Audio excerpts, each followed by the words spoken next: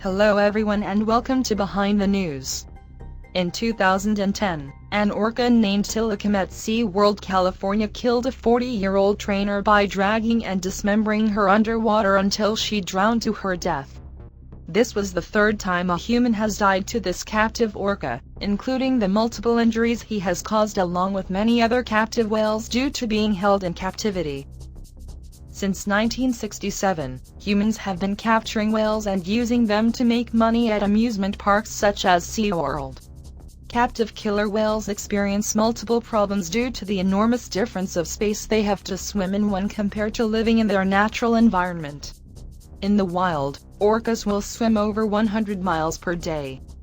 This means that an orca in captivity at SeaWorld will have to swim the circumference of the pool 1,900 times to swim that same distance.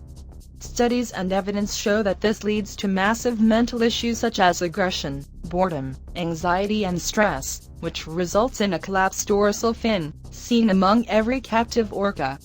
There have been over 130 incidents involving orcas and humans since 1967 to 2012, including the deaths of 3 trainers, all 3 from the largest captive orca in the world, Tilikum.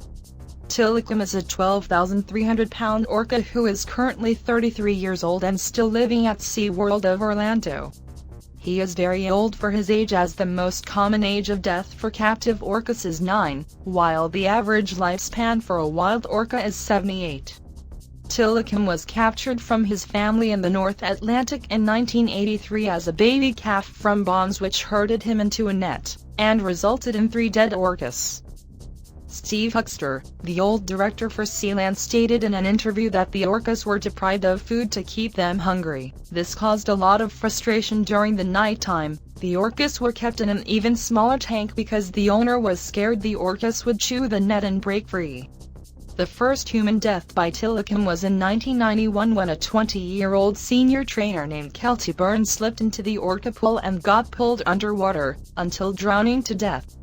After this incident, Sealand of the Pacific closed down and sold Tilikum to Sealand of Orlando, saying to them that he was the largest orca in captivity, but saying little about his mental issues. After many lunges, biting, ramming, pushing and close to drowning situations between orcas and humans, including another 2 deaths by Tilikum, Sealand are still refusing to free the captive orcas. However, there have been many protests and new rules set in place for orca captivity, one of which SeaWorld were fined for after disobeying it. These include the rules such as that humans are not allowed to interact with the orcas, and a recent rule passed by Richard Bloom which would make it illegal to hold in captivity, or use, a wild-caught or captive-bred orca for performance or entertainment purposes. Thank you for watching. Good night.